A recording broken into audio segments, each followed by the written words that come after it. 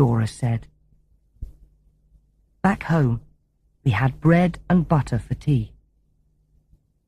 I want to give her some, Noel said. It's very good, and she's as beautiful as the day. Chapter 5. We used nearly all the money from Noel's poems on things for Father's birthday, so we could not start a business, and soon we were poor again. But then Dora went away to stay with our uncle in Stroud for a holiday. Now we can be robbers, said H.O. Dora says it's wrong to be robbers, but now she isn't here. So we went into the park to be robbers. We hid behind some trees and waited for someone to come. We waited a long time, but nobody came.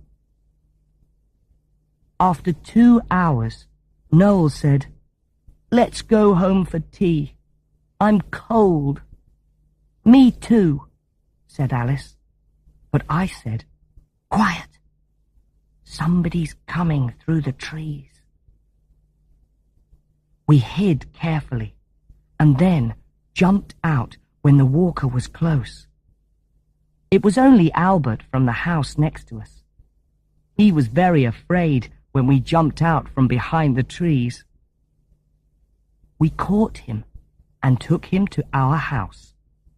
He didn't want to play. "I want to go home," he said. "We're dangerous robbers," said H.O. "You can go home only when your family gives us some money. You're our prisoner." "But you can have some of our tea," I said. And when we had our tea, we gave the prisoner some too. But first, we made a prison out of chairs and boxes and things. After tea, we got some paper and wrote a letter to Albert's family. The letter said, "Albert Morrison is a prisoner of some robbers. You can have him back when you pay us £3,000. H.O. took the letter to Mrs. Morrison. Soon he came back with Albert's uncle. "Oh, no," said Albert's uncle. "What's this? You're a prisoner of dangerous robbers." "Oh, what can I do?" "I didn't want to play," Albert said, "but they put me in this prison." "It's a very nice prison," Albert's uncle said. "Perhaps I'll leave you there." Albert began to cry. "Don't cry, boy," said Albert's uncle. "But I don't have £3,000. It's a lot of money." "What do you have?" I asked. "Only 8 pence, I'm afraid," he said. "Will you take that?" "Yes," I said. "Thank you very much," said Alice, when he gave her the money. "But it was only a game. Do you want to give us the money?" "Yes, I do," said Albert's uncle. So we opened the prison, and Albert went home. Then Albert's uncle sat down in a chair near the fire. "You know, children," he said, "it's good to play games. And I like Albert to play with you too. It's good for him. But you must be careful. Did you think about Albert's mother? When Albert is away from home for a long time, perhaps she'll think that something bad is happening to him. Today, it was okay. But you must be careful. You understand?" He wasn't very angry, but he wanted to say these things. Nobody said anything. Then Alice spoke. Girls often say things when we can't say them. She put her hand on Albert's uncle's hand and said, "We're very, very sorry. We didn't think about his mother.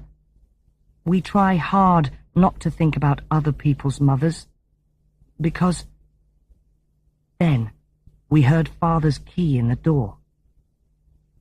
Albert's uncle smiled. We all ran down to meet Father. Chapter 6. "I'm right," I said. "I know I'm right. We must save someone from danger, and he'll give us a lot of money." "Yes, let's try Oswald's idea," Dickie said. "We're trying all the other ideas, so we must try Oswald's bad idea too." "It's not a bad idea," I said. "We'll be rich. You'll see." "We must save Lord Tottenham," Alice said. "He's rich, and he walks in the park every day." "But when is he in danger?" Dickie asked. Nobody could answer that. "I know," I said. "Dora, Dickie, and Noel can be robbers, and Alice, H.O. and I can save Lord Tottenham from the robbers." "It's wrong to be robbers," Dora said. So we tried to think of a different idea. Then Alice said, "What about Pincher?" "You're right," we said. Pincher is a very good dog. When we tell him to get something, he takes it and doesn't open his mouth. "But this is wrong too," said Dora. "I won't play this game. It's a mistake." So she did not come with us. "Alice," I said, "you and H.O. must hide behind some trees in the park. When Lord Tottenham walks close to the trees, you must tell Pincher to catch him. Then Noel, Dickie and I will save him. And he'll say, 'Thank you, thank you. That dog was very dangerous. Can I give you something?'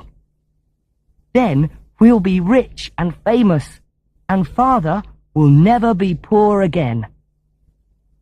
So we went to the park and waited near the road. "There's Lord Tottenham," Dickie said, after about 20 minutes. "Quickly," I said to Alice and H.O. "Go and hide." They hid behind the trees with Pincher. Noel, Dickie and I waited behind some other trees. When Lord Tottenham walked close to Alice and H.O., suddenly Pincher ran out. "Look out!" I called, but Pincher took Lord Tottenham's trousers in his teeth. Lord Tottenham jumped up and down. "Help! Help!" he said, but Pincher's teeth were strong. We ran over to him. When we got there, I stopped and said, "Dickie, we must save this good old man." "Good old man?" said Lord Tottenham. "Get this dog off me!" "It's a dangerous job," I said, "but we must do it." "Quick," said Noel. "You must save the old man from danger now." "Stop jumping, old man," I said. "I'll try to help." Then I quietly said to Pincher, "Open your mouth, Pincher." Pincher opened his mouth, and Lord Tottenham moved away. "Thank you very much," he said. "Here's something for you." And he got £1 out of his coat. I was right, I thought. We'll be rich. But then I thought, No. The old man was afraid. It was wrong. I won't take his money. Then Pincher jumped up at me. He was happy to see me. Lord Tottenham opened his eyes and said, "The dog knows you." I turned and started to walk away quickly. But Lord Tottenham caught Noel and said, "No, you don't. What's happening here?" Alice loves Noel more than anyone, and when she saw him in Lord Tottenham's hands, she ran out from behind the tree. "So, there are more of you," Lord Tottenham said. Then H.O. came out too. "Is that all?" asked Lord Tottenham. "Yes," H.O. said. "There are only 5 of us today." Lord Tottenham turned and began to walk away. "Where are you going?" I asked. "To the police," he said. "Oh, but don't take Noel," said Dickie. "He's not strong." Lord Tottenham looked at Noel. Noel's face was all white.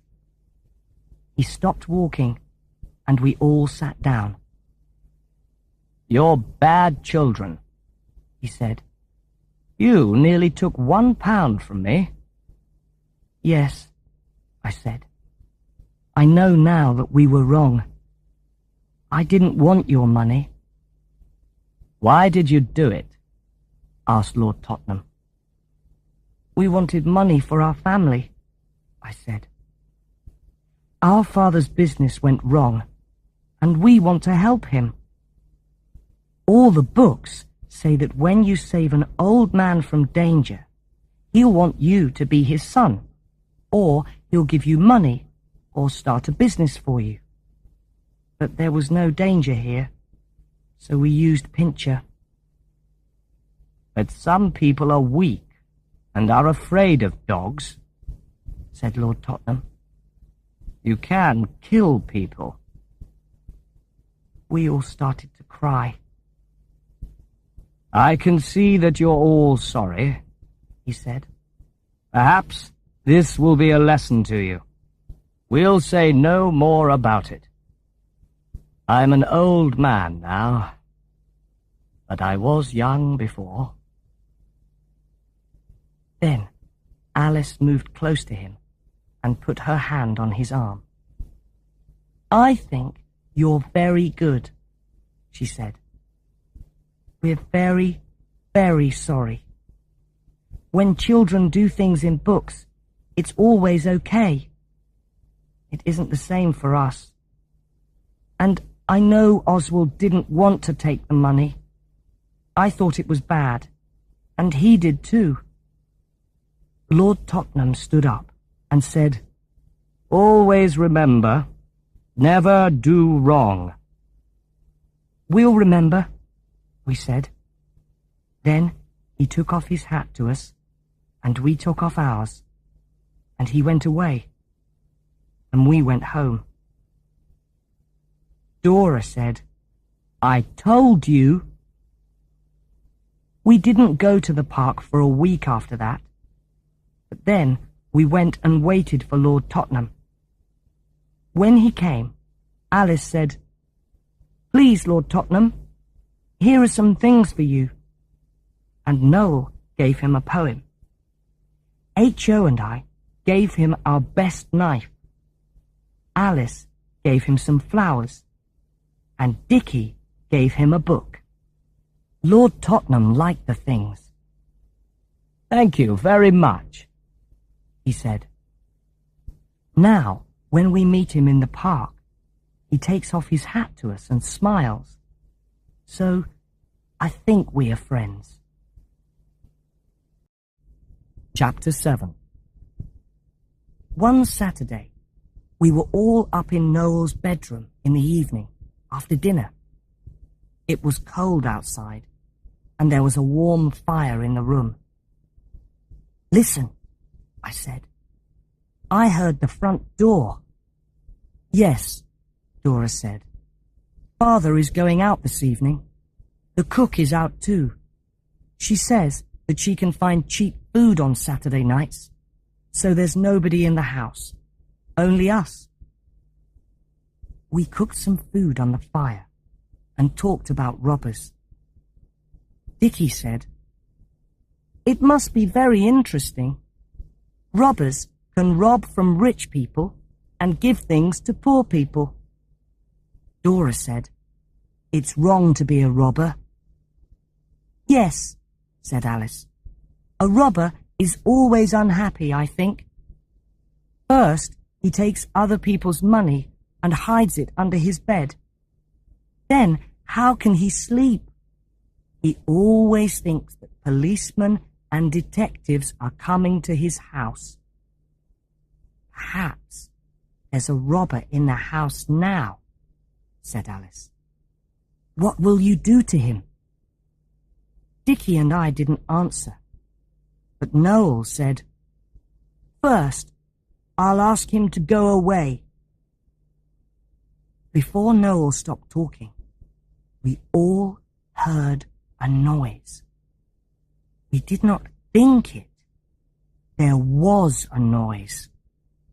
Someone moved a chair in the house, but there was nobody in the house. Only us. H.O. and Alice and Dora looked at Dickie and me. Everyone was quite white. "What are you going to do?" Dora asked quietly. "I don't think it's a robber," Noel said, but he was afraid. "What are we going to do? Where's Father?" Dora said. "Perhaps we can open the window and call the police," Alice said. "I think it's a cat," I said. "Let's go down and see." The girls were happy at the idea that it was a cat, but they did not want to go down and see. But Dickie said, "I'll come with you." H.O. said, "Is it a cat?" "Stay here with the girls," I said. "Dickie and I will go and see." We quietly opened the door of the bedroom. We stood there and listened for a very long time, but we heard nothing. Then I told Dickie to get his gun from his cupboard. We used the gun for our fighting in the park. When Dickie brought it, I took it because I am the oldest. "Do you think it is a cat?" Dickie asked. "No," I said. I was afraid, but I went slowly down with Dickie. Alice and H.O. followed us. We saw light under the door to Father's room. I was happy. Robbers only like the dark, I thought. This isn't a robber. But I wanted the others to think there was a robber. So with the gun in my hand, I said, "Come on, Dickie." I walked into the room. And there was a robber. There was no mistake about it. He stood near the door of the cupboard, and the cupboard was open. There was nothing expensive in the cupboard, but a robber doesn't know these things. "Put your hands up," I said. The robber put his hands up. "Don't use your gun," he said. "How many of you are there?" "There are a lot of us," Dickie said. "Do you have a gun or a knife?" "No, nothing," answered the robber. We looked at the robber. He was not the same as robbers in books.